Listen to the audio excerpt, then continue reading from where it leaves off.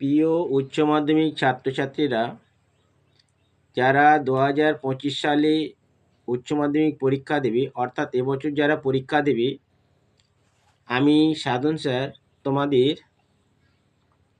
রাষ্ট্রবিজ্ঞান, ইতিহাস, ভূগোল, পরিবেশবিদ্যা সাজেশানগুলো আগেই দিয়ে দিচ্ছি, লাস্ট মিনিট সাজেশান।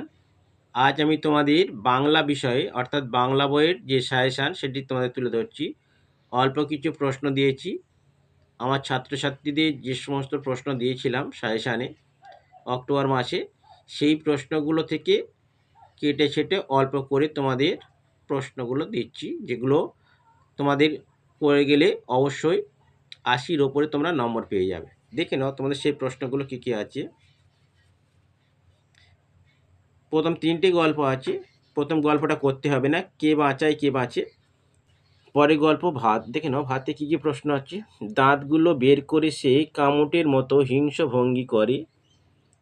কে কার প্রতি এরূপ আচরণ করেছিল, তার এরূপ আচরণের কারণ বিশ্লেষণ করো। পরের প্রশ্ন, যা আর নেই, যা ঝড় জলে মাতলার গর্ভে গেছে, তাই খুঁজে খুঁজে উৎসব পাগল হয়েছিল। দুর্যোগটির বর্ণনা দাও। দুর্যোগটি উৎসবকে কিভাবে প্রভাবিত করেছিল। 1 আর 2 এর মধ্যে একটা প্রশ্ন জানা পড়ে যাবে।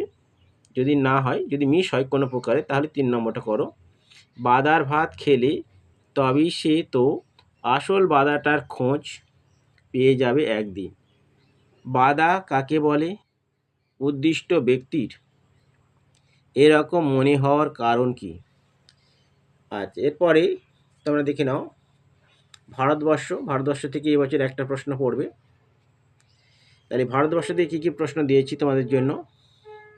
কতক্ষণ সে এই মারমুখী জনতাকে ঠেকিয়ে রাখতে পারবে কে জানে। সে বলতে কার কথা বলা হয়েছে? জনতা মারমুখী হয়ে উঠেছিল কেন? 2 নম্বর প্রশ্ন, শেষ রোদের আলোয় সে দূরের দিকে ক্রমশ আবছা হয়ে গেল। কার কথা বলা হয়েছে?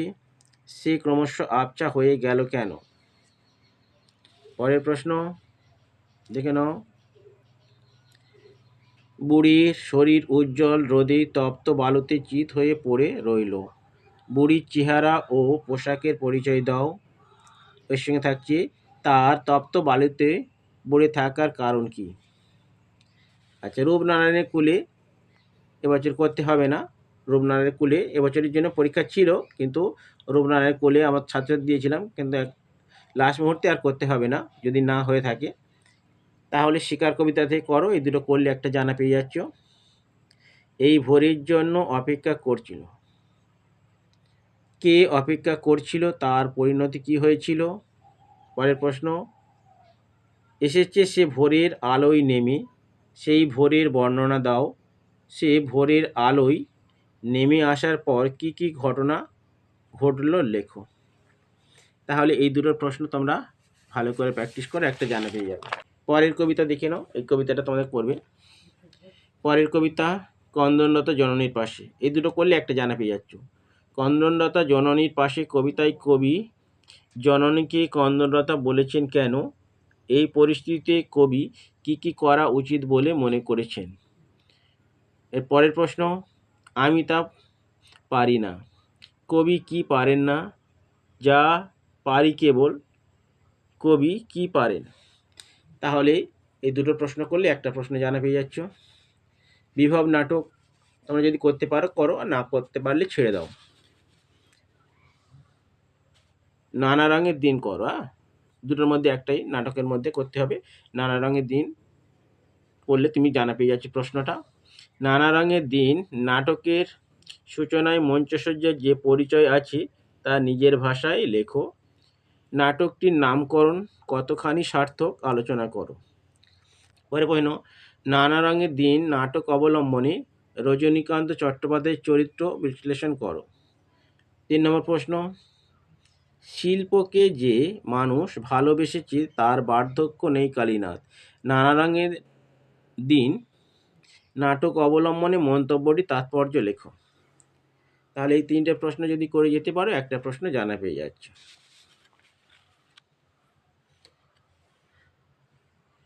পড়তে জানে এমন এক মজুরের প্রশ্ন, যদি না করতে পারো ছেড়ে দাও। তোমরা তার পরিবর্তে অলৌকিকটা করো। চোখের জলটা তাদের জন্য। বক্তা কাদের জন্য চোখের জল উৎসর্গ করেছেন?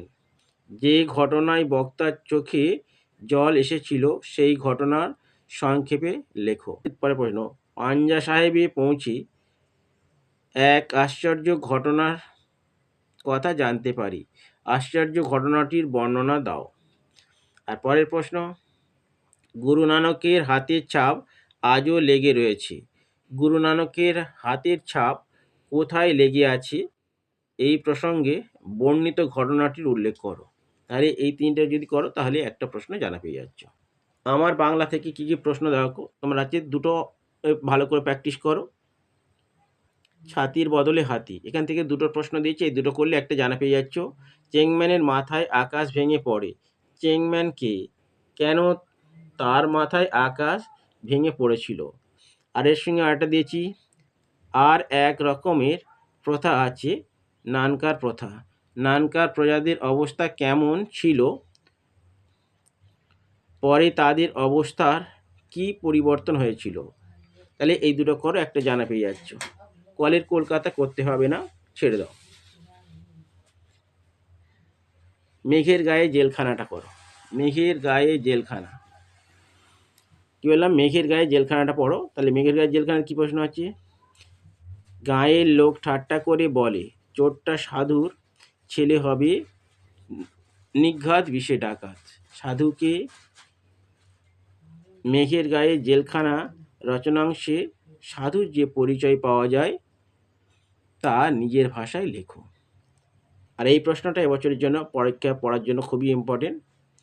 জেলখানাটা পাহাড়ে 3 তলা সমান একটা হাঁটুর উপর। কোন জেলখানা কথা বলা হয়েছে এখানে? সেখানে সাধারণ কয়েদিদের উপর কীরকম অত্যাচার করা হতো? আচ্ছা, এবারে বাংলা সাহিত্যের ইতিহাসে এসো। বাংলা সাহিত্যের ইতিহাসে বাংলা গানের ধারা প্রথম দুটো করো। বাংলা সঙ্গীতের ধারায় কাজী নজরুল ইসলামের অবদান আলোচনা করো।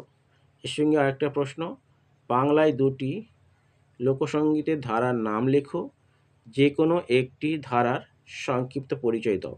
এই দুটো করলে একটা জানা পেয়ে যাবে। যদি পারো এটা করতে পারো, নাহলে ছেড়ে দাও। এই দুটো করলে একটা জানা পেয়ে যাচ্ছ।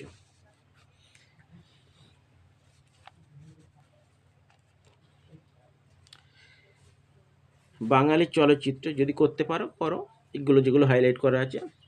যদি না করো তাহলে দেখে নাও তোমাকে কী কী করতে হবে।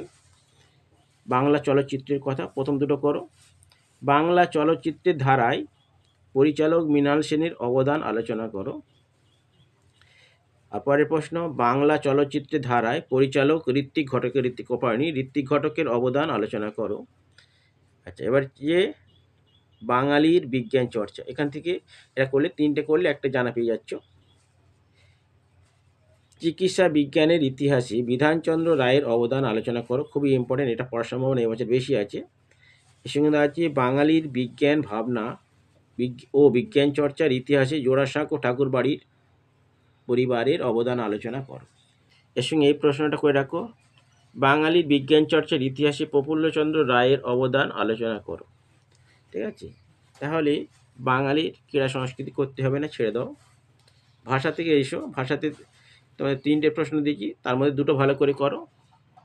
উদাহরণসহ গুচ্ছধ্বনি ও যুক্তধ্বনির পরিচয় দাও। প্রশ্নটা এবছর পড়েই আছে। আর এর সঙ্গে উদাহরণসহ ধ্বনিমূল ও সহধ্বনির সম্পর্ক বুঝিয়ে দাও। এটা মোটামুটি ভালো, তবে হচ্ছে এইটা পড়ার সম্ভাবনা বেশি। যদি না পড়ে এটা পড়বে, দুটোর মধ্যে একটা পড়বে। আচ্ছা, এটাতে বাক্যতত্ত্বতে একটাই প্রশ্ন, এটা করলেই এটা জানা পেয়ে যাবে। গঠন অনুসারে বাক্যকে কয়টি ভাগে ভাগ করা যায় ও কী কী?